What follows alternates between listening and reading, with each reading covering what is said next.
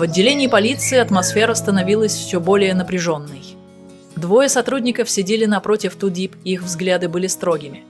Перед ними молодая девушка с выцветшим платком на голове, пытающаяся объясниться. Ее голос дрожал, но в нем звучала решимость. «Клянусь, я не брала документы на землю, я никогда бы не сделала этого», — сказала Ту Дип. Ее глаза покраснели от слез, полные обиды. Пожилой полицейский, вероятно, начальник, сложил руки на груди и внимательно посмотрел на нее. Он постучал пальцами по столу и спокойно, но твердо произнес: «Без доказательств одних слов недостаточно. Если в ближайшее время вы не предоставите убедительные доказательства своей невиновности, мы будем действовать в соответствии с законом». Ту Дип замерла. В груди все сжалось, дыхание стало тяжелым. Она не могла поверить, что оказалась в такой ситуации. Ее выгнали из дома, а теперь еще и обвинили в преступлении, которого она не совершала. Глаза заслезились, но она прикусила губу, не позволяя себе расплакаться перед ними. Никто ей не верил. Ни один человек. Выйдя из участка, она почувствовала, как холодный ветер хлестнул ее по лицу. Ту Дип натянула платок, пытаясь согреться, но холод внутри был сильнее. Дорога домой казалась бесконечной, и каждый ее шаг становился все тяжелее, словно груз несправедливости давил ей на плечи. Тем временем, в доме, где она когда-то жила, тоже царила напряженная атмосфера. Ба Май, скрестив руки на груди, зло сказала: «Кто же еще, если не эта девчонка? Она ушла сразу после пропажи документов. Это точно ее рук дело». Он Кё сидел рядом, угрюмо молчал. Пау, пьяный, лишь бессмысленно качал головой. Ба Май раздраженно посмотрела на сына и закричала: «Ты все пьешь? А ну-ка вставай и приведи ее сюда. Пусть расскажет, куда дела бумаги». Пау неохотно поднялся, покачиваясь на ногах, и вышел за дверь, окутанный запахом алкоголя. Он не знал, куда идти. Он просто плелся по темной дороге, невнятно бормоча себе под нос. Ту Дип, покидая полицейский участок, едва передвигала ноги. В ее душе царил хаос. Она чувствовала себя униженной и подавленной. Ей было больно от несправедливого обвинения, но еще больнее было осознавать, что ее собственный муж и его семья ей не поверили. То ее просто выкинули как ненужную вещь. Она не знала, что ждет ее впереди. Как ей жить дальше? Думать об этом было невыносимо. Слезы потекли по ее щекам. Она не смогла больше сдерживаться и разрыдалась, стоя одна посреди пустой дороги.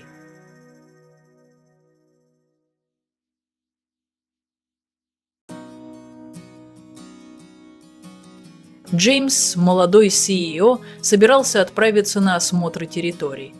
Солнце только начинало подниматься, его мягкие лучи пробивались сквозь кроны деревьев, предвещая начало нового дня. Тем временем Ту Дип отправилась в лес за хворостом, пытаясь заработать хоть немного денег на жизнь.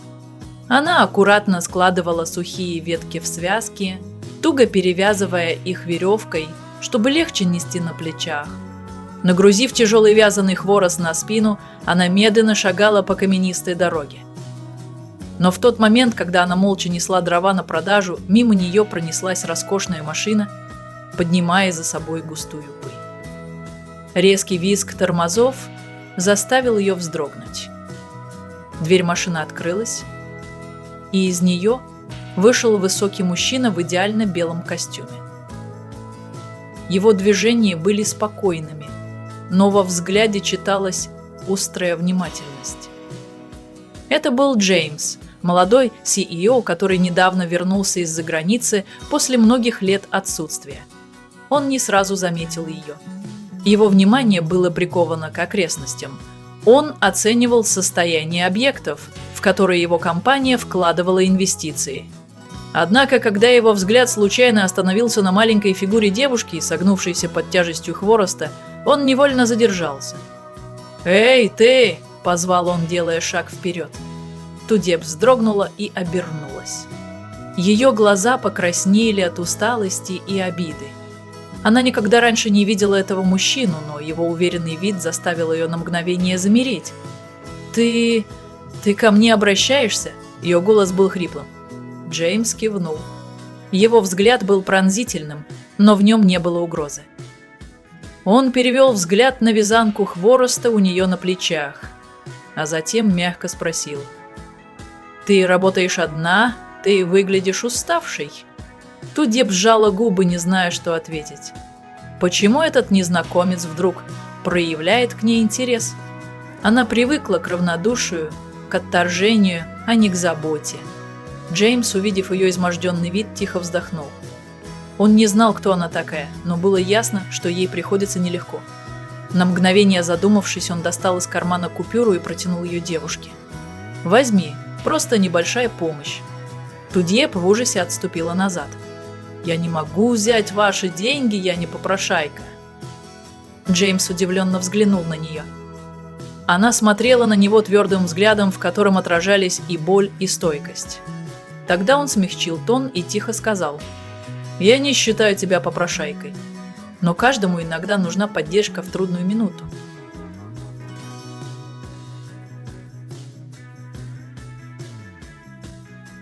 В деревянном доме семьи Пао царила напряженная атмосфера.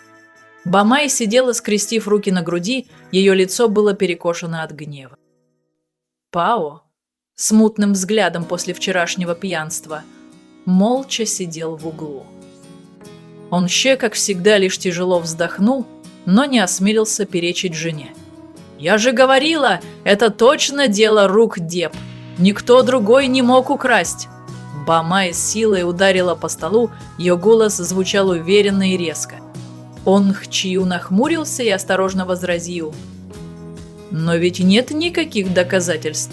Может, мы обвиняем ее напрасно?» «Какие еще доказательства? Кто, если не она?» Бамай сверкнула глазами. «Завтра с утра мы с Пау пойдем за ней. Пусть вернет документы». Пау даже не пытался спорить. Он лениво кивнул и, пошатываясь, ушел в свою комнату. Ночь накрыла дом тишиной. Но никто не знал, что в другом месте Тудайб тихо плакала, согнувшись в одиночестве. Ранним утром, когда солнце только вставало, Бамай и Пау, полные решимости, отправились к лачуге, где укрывалась Тудип. Тудип сидела у очага, раздувая небольшой огонь, пытаясь приготовить хоть что-то на завтрак из скудных запасов. Но внезапные тяжелые шаги заставили ее вздрогнуть. «Воровка, выходи немедленно!» Раздался пронзительный голос Бамай, от которого даже птицы на деревьях вспорхнули и разлетелись в разные стороны. Тудип вскочила, ее сердце бешено заколотилось. Она даже не успела открыть рот, как Бамай рванулась вперед, схватила ее за руку и, стиснув зубы, прошипела: «Ты думала, что спрячешься здесь и тебе все сойдет с рук? Немедленно возвращай документы, иначе пеняй на себя». Я ничего не брала! Клянусь, я этого не делала!» Тудеп дернулась назад. Ее голос дрожал, но в нем звучала боль от несправедливости. Пао стоял рядом, скрестив руки, глядя на нее холодным взглядом. «Ты еще и отрицаешь? Думаешь, мы дураки?» Не давая ей даже шанса объясниться, Бамай с силой оттолкнул ее и вместе с Пао ворвалась в хижину. Раздался треск дерева, посуда и немногочисленные вещи попадали на пол. Очаг, едва начавший разгораться, был затоптан и потух. Тудеп стояла в оцепенении. Ее глаза наполнились слезами, когда она смотрела, как разрушают последнее, что у нее осталось. Но она ничего не могла сделать. Когда их гнев иссяк, Бамай стряхнула пыль с одежды, бросила на нее последний презрительный взгляд и потянула Пау за собой. «Если не вернешь документы, не рассчитывай на спокойную жизнь!» Ее голос прозвучал как последнее предупреждение, прежде чем они скрылись из виду. Ту-Дип медленно опустилась на землю среди разбросанных вещей.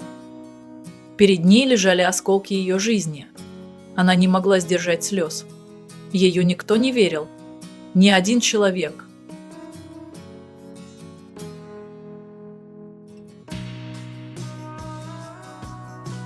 Джеймс сидел молча на роскошном диване в своей комнате. Его взгляд был направлен в пустоту.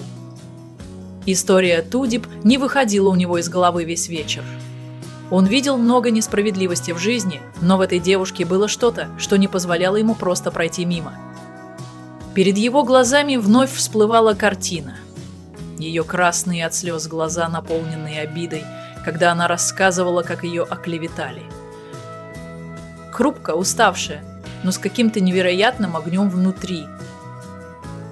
Если бы она действительно была воровкой, зачем ей было так страдать? Он встал, прошел в ванную, но даже прохладные струи воды, стекая по плечам, не могли унять мысли, крутившиеся в голове. Джеймс провел рукой по лицу и тяжело вздохнул. Он не был человеком, который любит вмешиваться в чужие дела. Но в этот раз он знал. Он не может оставаться равнодушным. Он быстро оделся, взял телефон и набрал несколько номеров, друзей, которые могли помочь разобраться в этом деле. «Мне нужна встреча прямо сейчас». Голос его был низким, но твердым. Не прошло и часа, как он уже сидел за столиком в уличном кафе. Перед ним трое его друзей, влиятельные люди в этом регионе. Один занимался бизнесом, другой имел доступ к информации о сделках с недвижимостью, третий знал все темные дела, происходящие в городе. «Что случилось?» – спросил мужчина в черном, выглядевший загадочно. Джеймс посмотрел на всех и твердо сказал: «Мне нужно ваше содействие. Дело о пропаже земельных документов. Я уверен, что обвиненного оклеветали, и хочу знать, кто стоит за этим на самом деле». Один из них, закуривая сигарету, нахмурился. «Серьезное дело. Если речь идет о махинациях с землей, у меня есть связи, могу кое-что выяснить». Разговор затянулся на час. В ход пошли надежные источники, скрытые каналы информации.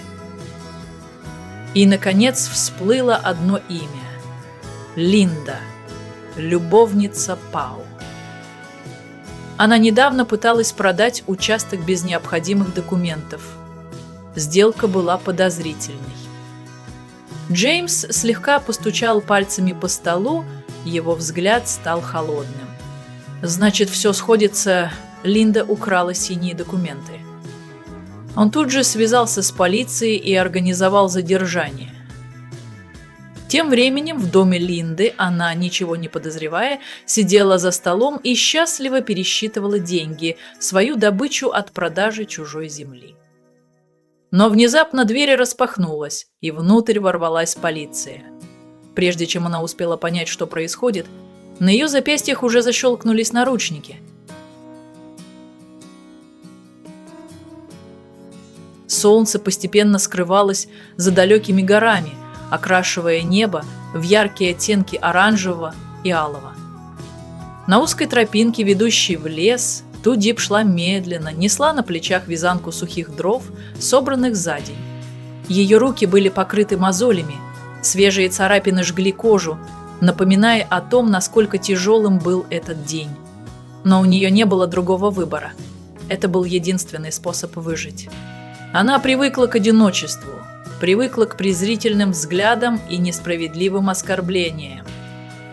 Но сегодня ее страх был другим. Страх оказаться в тюрьме за преступление, которого она не совершала. У края леса она заметила несколько забытых после урожая клубней и батата. Присев, она осторожно начала раскапывать землю своими тонкими израненными руками. Клубни были маленькие, неровные, но для нее это была ценность, хотя бы что-то, чтобы утолить голод. Небо стремительно темнело. Она шла вдоль маленького ручья, ледяная вода касалась ее ног, вызывая дрожь. Дорога была грязной, ухабистой, но она продолжала идти шаг за шагом, словно знала, что если остановится, ее накроет волна отчаяния. Наконец она добралась до своей хижины у леса. Она выглядела еще более ветхой и покосившейся после утреннего погрома. Тудип тихо вздохнула, опустила вязанку дров и начала разжигать небольшой костер. Пламя вспыхнуло, отбрасывая теплый свет на ее истощенное лицо. Она положила батат в горячие угли и наблюдала, как его кожура постепенно обугливается. Вокруг царила тишина, лишь потрескивание огня да стрекот ночных насекомых. Но в ее душе не было покоя. Она взяла горячий клубень, осторожно сдула пепел и откусила кусочек. Сладковатый вкус смешался с горечью, оставляя странное послевкусие. И вдруг слезы потекли по ее щекам. Она плакала. Плакала от обиды, которая душила ее. Плакала от боли от того, что никто ей не верил. Плакала от страха, что однажды ее просто бросят за решетку. «Почему? Почему это случилось со мной?» – прошептала она, голос дрожал. Ответа не последовало. Только огонь продолжал плясать в темноте, словно насмехаясь над ее судьбой. В это же время далеко отсюда Джеймс без устали искал Линду, ту, кто украла документы и разрушила жизнь Тудип. Но она об этом не знала. Сейчас она была одна, запертая в своей боли и страхе.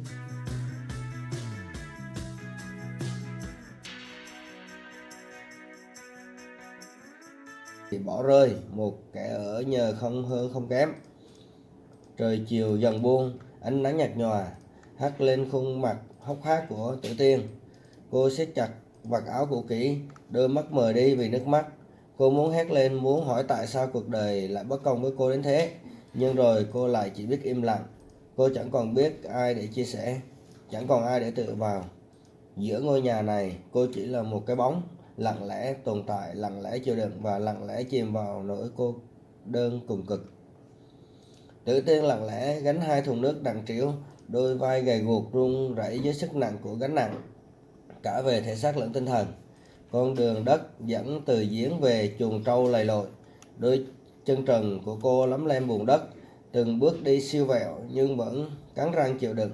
Mẹ chồng cô đứng từ xa, khoanh tay trước ngực, ánh mắt khinh khỉnh theo dõi từng cử động của cô, của con dâu, sẵn sàng quát mắng nếu cô